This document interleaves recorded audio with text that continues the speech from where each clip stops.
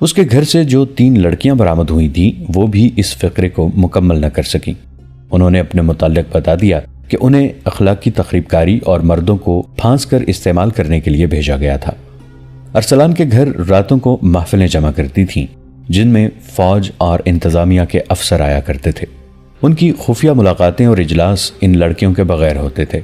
لڑکیوں نے یہ تصدیق کر دی کہ مصر میں بغاوت کے لیے زمین ہموار کر دی گئی ہے۔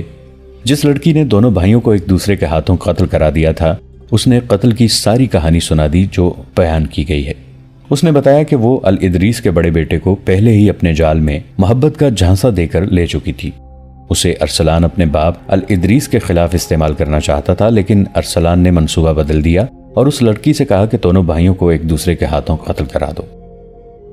ایک ہی رات میں تقریباً 250 اونٹ مرکزی دفتر کے سامنے آ گئے۔ ان پر غلہ اور خورد و نوش کا دیگر سامان لدا ہوا تھا۔ یہ اونٹ 3-4 قافلوں کی صورت میں مختلف جگہوں سے پکڑے گئے تھے۔ اناج وغیرہ کو سرحد سے باہر جانے سے روکنے کے لیے گشتی پارٹیوں کا انتظام کیا گیا تھا۔ یہ ان کی پہلی کامیابی تھی۔ ان قافلوں کے ساتھ جو آدمی تھے انہوں نے شہر کے چند ایک بیوپاریوں کے نام بتائے۔ ان بیوپاریوں نے تمام غلہ اور دیگر سامان زیر زمین کر لیا تھا۔ آدھی رات کے بعد وہ یہ سامان باہر کے اجنبی تاجروں کے ہاتھ بیچتے تھے۔ ان آدمیوں نے دیہاتی علاقوں میں بھی چند ایک جگہوں کی نشاندہی کی جہاں اجنبی سے تاجر موجود رہتے تھے اور تمام تر رسد اکٹھی کر کے لے جاتے تھے۔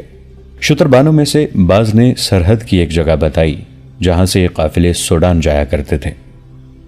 وہاں ایک سرحدی دستہ موجود تھا۔ انکشاف ہوا کہ اس دستے کا کمانڈر دشمن سے باقاعدہ معاوضہ یا رشوت لیتا اور قافلے گزار دیتا ہے۔ یہ انکشاف بھی ہوا کہ یہ اہتمام ارسلان کی زیر کمان ہو رہا تھا۔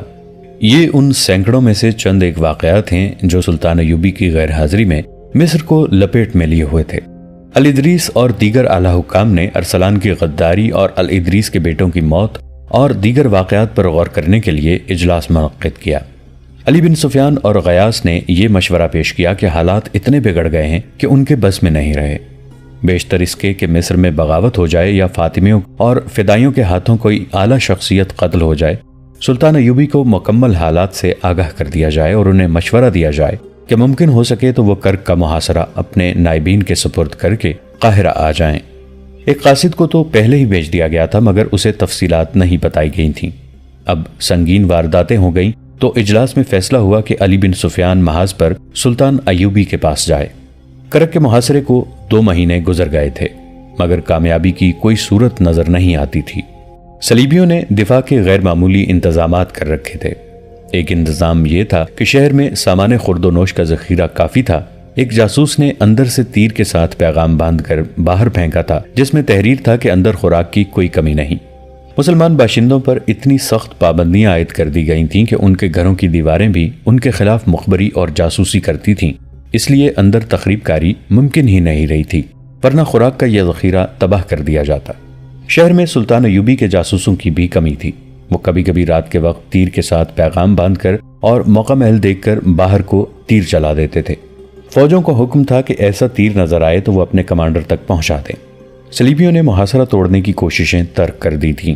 وہ سلطان ایوبی کی طاقت زائل کرنا چاہتے تھے۔ سلطان ایوبی ان کی چال سمجھ گئے تھے۔ اس کے جواب میں انہوں نے بھی اپنا طریقہ بدل دیا تھا۔ صلیبیوں کی یہ کوشش ناکام ہو چکی تھی کہ انہوں نے باہر سے حملہ کیا تھا۔ سلطان ایوبی اس حملے کے لیے تیار تھے۔ انہوں نے نہایت اچھی چال سے اس فوج کو گھیرے میں لے لیا تھا۔ اس فوج کو گھیرے میں آئے 1.5 مہینہ گزر گیا تھا۔ گھیرے میں آئی ہوئی فوج گھیرا توڑنے کے لیے ہر طرف حملے کرتی تھی۔ سلطان ایوبی اس کا کوئی حملہ کامیاب نہیں ہونے دے رہے تھے۔ البتہ گھیرا کئی میلوں پر پھیل گیا تھا۔ وہ علاقہ سرسبز تھا، اس لیے صلیبیوں کو پانی اور جانوروں کو چارہ مل جاتا تھا۔ ان کے جانور مرتے تھے تو وہ اسے کھا لیتے تھے، مگر یہ کافی نہیں تھا۔ ہزاروں گھوڑوں اور اونٹوں کے لیے یہ چارہ کافی نہیں تھا۔ پانی کے لیے وہاں کوئی ندی یا دریا نہیں تھا۔ 3-4 چشمے تھے جن میں سے 2 1.5 مہینے میں ہی خشک ہو گئے تھے۔ صلیبی سپاہیوں میں بددلی پیدا ہو گئی تھی۔ انہیں غذا بہت کم ملتی تھی اور پانی کے لیے بہت دور جانا پڑتا تھا۔ رات کو سلطان ایوبی کے چھاپہ مار گروہ ان پر شبخون مارتے اور نقصان کرتے رہتے تھے۔ 1.5 ماہ میں یہ فوج عادی رہ گئی تھی۔ ان کے جانوروں میں بھی دم نہیں رہا تھا۔ صلیبی حکمران ریمانڈ جو اس فوج کا کمانڈر تھا، سخت پریشانی کے عالم میں انتظار کر رہا تھا کہ صلیبی حملہ کر کے اسے سلطان ایوبی سے چھڑائیں گے، مگر اس کی مدد کو کوئی نہیں آ رہا تھا۔ سلطان ایوبی چاہتے تو چاروں طرف سے حملہ کر کے اس کی فوج کو شکست دے سکتے تھے، لیکن اس سے ان کا اپنا جانی نقصان بھی ہونا لازمی تھا اور جنگ کا پانسا پلٹ جانے کا خطرہ بھی۔ سلطان ایوبی اپنی طاقت زائل نہیں کرنا چاہتے تھے۔ وہ صلیبیوں کو آہستہ آہستہ مار رہے تھے۔ انہیں یہ نقصان ضرور ہو رہا تھا کہ ان کی فوج کا تیسرا حصہ اس صلیبی فوج کو گھیرے میں رکھنے میں الجھ گیا تھا۔ اسے وہ شہر کے محاصرے کی کامیابی کے لیے استعمال نہیں کر سکتے تھے۔ ان کے پاس ابھی ریزرو دستے موجود تھے اور وہ سوچ رہے تھے کہ قلعہ توڑنے کے لیے وہ انہیں استعمال کریں۔ وہ اب محاصرے کو اور زیادہ طول نہیں دینا چاہتے تھے۔ اس دور میں محاصرے عموماً طویل ہوا کرتے تھے۔ ایک شہر کو 2 سال تک بھی محاصرے میں رکھا گیا ہے۔ 6-7 ماہ کا محاصرہ طویل نہیں سمجھا جاتا تھا، لیکن سلطان ایوبی محاصرے کو طول دینے کے قائل نہیں تھے۔ وہ ان حملہ آوروں میں سے بھی نہیں تھے جو کسی ملک کے دارالحکومت کا محاصرہ کر کے اندر والوں کو پیغام بھیجا کرتے تھے کہ اتنی مقدار زر و جواہرات کی، اتنے 1000 گھوڑے اور اتنی عورتیں باہر بھیج دو، ہم چلے جائیں گے۔ سلطان ایوبی عرب کی سرزمین سے صلیبیوں کو نکالنا چاہتے تھے۔ وہ کہا کرتے تھے کہ یہ سرزمین اسلام کا سرچشمہ ہے جو ساری دنیا کو سیراب کرے گا، اور وہ اپنی عمر کو بہت کم سمجھتے تھے۔ یہ الفاظ انہوں نے 12 کہے تھے کہ میں یہ کام اپنی مختصر سی عمر میں پورا کر دینا چاہتا ہوں، ورنہ میں دیکھ رہا ہوں کہ مسلمان امراء اس مقدس خطے کو صلیبیوں کے ہاتھ بیچتے چلے جا رہے ہیں۔ ایک رات وہ خیمے میں گہری سوچ میں کھوئے ہوئے تھے۔ انہوں نے یہاں تک سوچا کہ قلعے کے ارد گرد اتنی فراخ سرنگیں کھدوا دی جائیں جن میں پیادہ سپاہی گزر سکیں۔ کچھ اور طریقے بھی ان کے ذہن میں آئے۔ وہ اب چند دنوں میں کرک پر قبضہ کر لینا چاہتے تھے۔ اس کیفیت میں علی بن سفیان ان کے خیمے میں داخل ہوا۔ اسے دیکھ کر سلطان ایوبی خوش نہیں ہوئے، کیونکہ انہیں اطلاع مل چکی تھی کہ مصر کے حالات خطرناک مرحلے میں داخل ہو چکے ہیں۔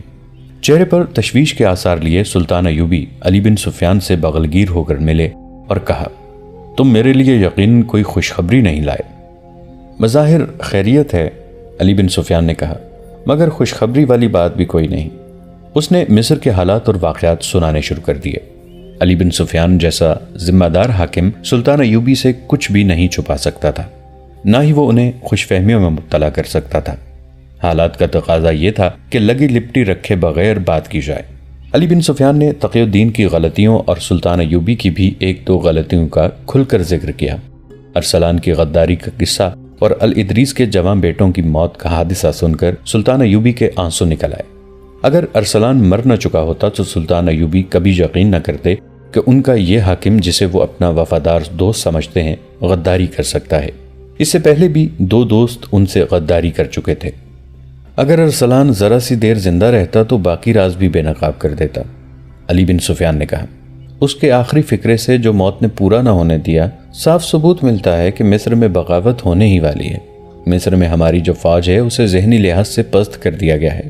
میری جاسوسی بتاتی ہے کہ کماندار تک غلط فہمیوں اور بے اطمینانی کا شکار ہو گئے ہیں۔ فوج کے لیے غلے اور گوشت کی قلت پیدا کر کے یہ بے بنیاد بات پھیلا دی گئی ہے کہ تمام تر رسد محاذوں پر بھیجی جا رہی ہے، اور یہ بھی کہ فوج کا مال حاکم بھیج کر کھا رہے ہیں۔ دشمن کی سازش پوری طرح کامیاب ہے۔ دشمن کی سازش اسی ملک میں کامیاب ہوتی ہے جہاں کے چند ایک افراد دشمن کا ساتھ دینے پر اتر آتے ہیں، سلطان ایوبی نے کہا۔ اگر ہمارے اپنے بھائی دشمن کا اعلی کار بن جائیں تو ہم دشمن کا کیا بگاڑ سکتے ہیں؟ میں جس طرح اللہ کے ان شیروں کے جذبے کے زور پر اور ان کی جانیں قربان کر کے صلیبیوں کو میدان جنگ میں ناخن چنے چبوا رہا ہوں، اسی طرح میرے حاکم بھی پکے مسلمان ہوتے تو آج قبلہ اول آزاد ہوتا اور ہماری اذانیں یورپ کے کلیساؤں میں گونج رہی ہوتی، مگر میں مصر میں قید ہو کے رہ گیا ہوں۔ میرے جذبے اور میرا عزم زنجیروں میں جکڑے گئے ہیں۔ انہوں نے کچھ دیر کی گہری خاموشی اور سوچ کے بعد کہا، مجھے سب سے پہلے ان غداروں کو ختم کرنا ہوگا، ورنہ یہ قوم کو دیمک کی طرح کھاتے رہیں گے۔ میں یہ مشورہ لے کر آیا ہوں کہ اگر محاذ آپ کو اجازت دے تو مصر چلیے، علی بن سفیان نے کہا۔ میں حقائق سے چشم پوشی نہیں کر سکتا علی، سلطان ایوبی نے کہا، لیکن میں یہ اظہار کیے بغیر بھی نہیں رہ سکتا کہ میرے ہاتھوں صلیبیوں کی گردن اور فلسطین چھڑانے والے میرے اپنے بھائی ہیں۔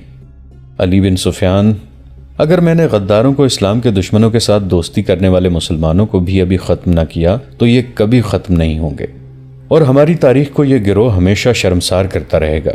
قوم میں ہر دور میں یہ گروہ موجود رہے گا جو دین اور رسول صلی اللہ علیہ وآلہ وسلم کے دشمنوں سے دوستی کر کے اسلام کی جڑیں کھوکھلی کرتا رہے گا۔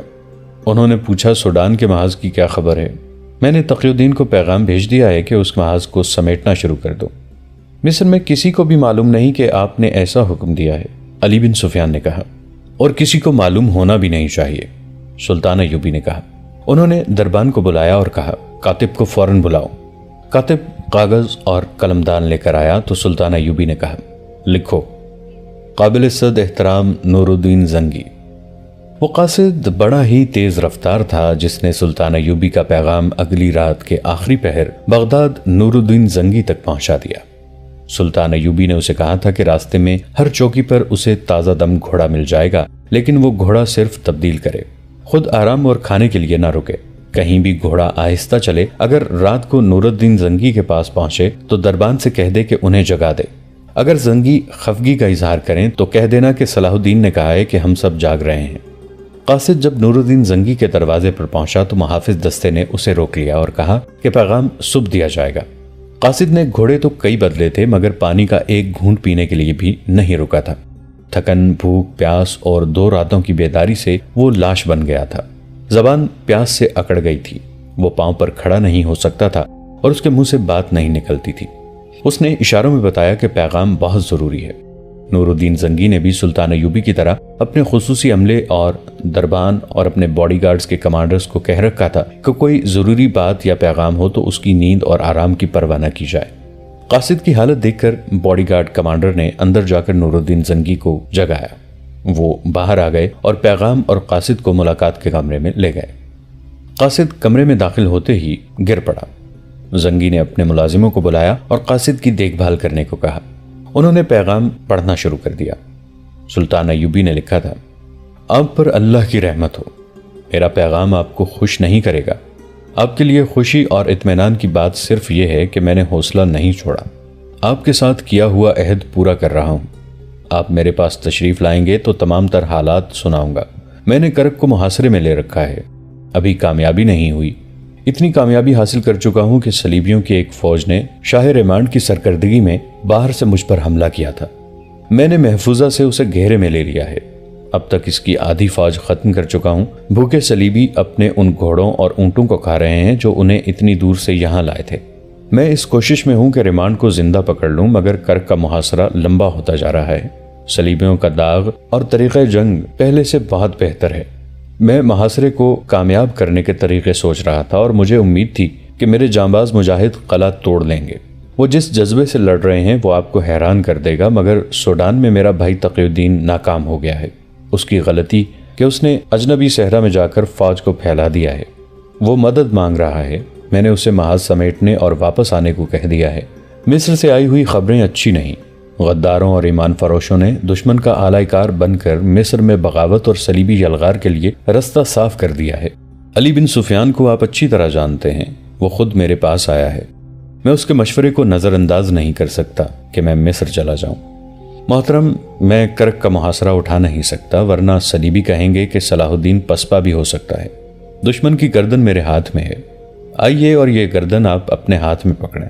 اپنی فوج ساتھ لائیں، میں اپنی فوج مصر لے جاؤں گا، ورنہ مصر بغاوت کا شکار ہو جائے گا۔ امید ہے آپ میرے دوسرے پیغام کا انتظار نہیں کریں گے۔ نور الدین زنگی رحمت اللہ علیہ نے ایک لمحہ بھی انتظار نہ کیا، شب خوابی کے لباس میں ہی مصروف کار ہو گئے۔ فوجی حکام کو بلا لیا، انہیں احکام دیے اور دن ابھی آدھا نہیں گزرا تھا کہ ان کی فوج کرک کی سمت کوچ کر چکی تھی۔ زنگی وہ صالح مجاہد تھے جن کا نام سن کر صلیبی بدک جاتے تھے۔ ان کے سینے میں ایمان کی شمع روشن تھی۔ وہ فن حرب و ضرب کے ماہر تھے۔ انہوں نے راستے میں کم سے کم پڑاؤ کیے اور اتنی جلدی محاذ پر پہنچے کہ سلطان ایوبی حیران رہ گئے۔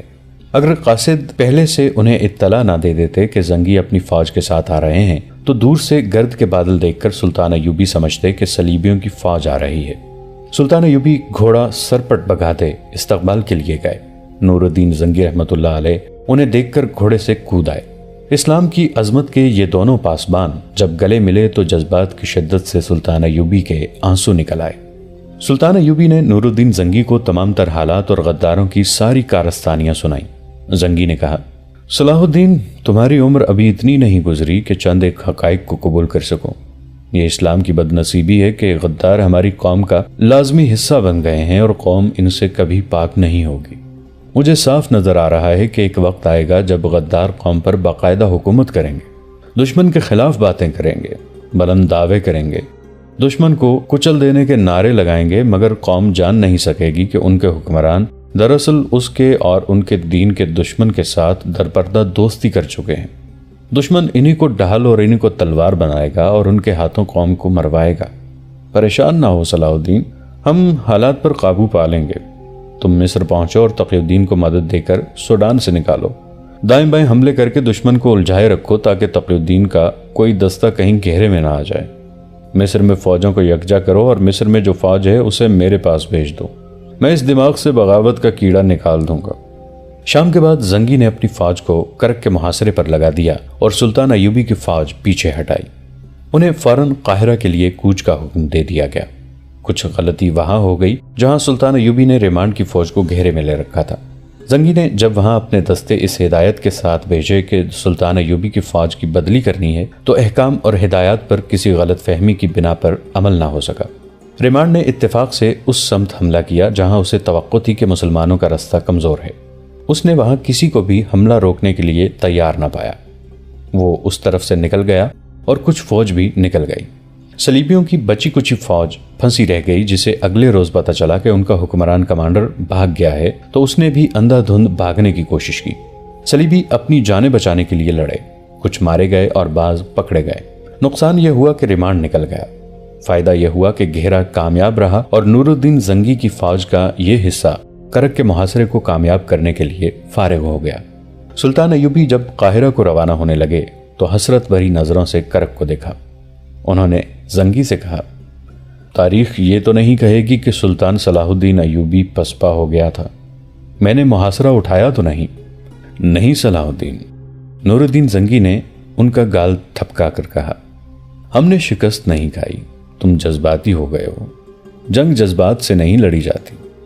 میں آؤں گا میرے فلسطین، سلطان ایوبی نے کرک کو دیکھتے ہوئے کہا، میں آؤں گا۔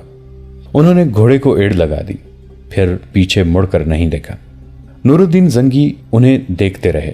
جب وہ اپنے گھوڑے سمیت دور جا کر گرد میں چھپ گئے تو زنگی نے اپنے ایک نائب سے کہا، اسلام کو ہر دور میں ایک صلاح الدین ایوبی کی ضرورت ہوگی۔ یہ واقعہ 1173 عیسوی بمطابق 569 ہجری کے وسط کا ہے۔ مصر کے دیہاتی اس کی راہ دیکھ رہے تھے۔ ہر کسی کی زبان پر یہی الفاظ تھے، وہ آسمان سے آیا ہے، خدا کا دین لایا ہے، دل کی بات بتاتا اور آنے والے وقت کے اندھیروں کو روشن کر کے دکھاتا ہے، مرے ہوں کو اٹھا دیتا ہے۔ وہ کون تھا؟ جنہوں نے اسے دیکھا تھا وہ اس کی کرامات سے اس قدر مسحور ہو گئے تھے کہ یہ جاننے کی ضرورت ہی محسوس نہیں کرتے تھے کہ وہ کون ہے۔ وہ تسلیم کر لیتے تھے کہ وہ آسمان سے آیا ہے، خدا کا دین لایا ہے، اور جو لوگ اس کی راہ دیکھ رہے تھے وہ اس سوال سے بے نیاز تھے کہ وہ کون ہے۔ قافلے گزرتے تھے تو اسی کی کرامات سناتے تھے۔ کوئی اکیلا دکیلا مسافر کسی گاؤں میں جاتا تھا تو اسی کے معجزوں کا ذکر کرتا تھا۔ بعض لوگ اسے نبی اور پیغمبر بھی کہتے تھے، اور کچھ ایسے بھی تھے جو اسے بارش کا دیوتا مانتے تھے اور اس کی خوشنودی کے لیے انسانی جان کی قربانی دینے کے لیے بھی تیار رہتے تھے۔ ان میں سے کوئی بھی یہ جاننے کی کوشش نہیں کرتا تھا کہ اس کا مذہب کیا ہے اور وہ کیسا عقیدہ ساتھ لایا ہے۔ لوگ ابھی پسماندگی کے دور میں تھے، علم سے بے بہرا تھے اور قدرت کے ستم کا شکار رہتے تھے۔ انہیں جہاں امید بنتی تھی کہ ان کے مصائب کا حل موجود ہے وہاں جا سجدے کرتے تھے۔ ان کی اکثریت مسلمان تھی۔ اسلام کی روشنی وہاں تک پوری آب و تاب سے پہنچی تھی۔ مسلمانوں نے مسجدیں بھی بنا رکھی تھیں، رب کعبہ کے حضور 5 وقت سجدے بھی کرتے تھے، مگر اسلام کے سچے عقیدے کو پختہ تر کرنے کا کوئی انتظام نہ تھا۔ ان کے امام بے علم تھے جو اپنی امامت کو برقرار رکھنے کے لیے لوگوں کو عجیب و غریب باتیں بتاتے رہتے تھے۔ قرآن کو انہوں نے نعوذ باللہ کالے علم کی ایک کتاب بنا ڈالا تھا اور ایسا تاثر پیدا کر رکھا تھا، قرآن کو صرف امام سمجھ سکتا ہے۔ چنانچہ یہ مسلمان قرآن کو ہاتھ لگانے سے بھی ڈرتے تھے۔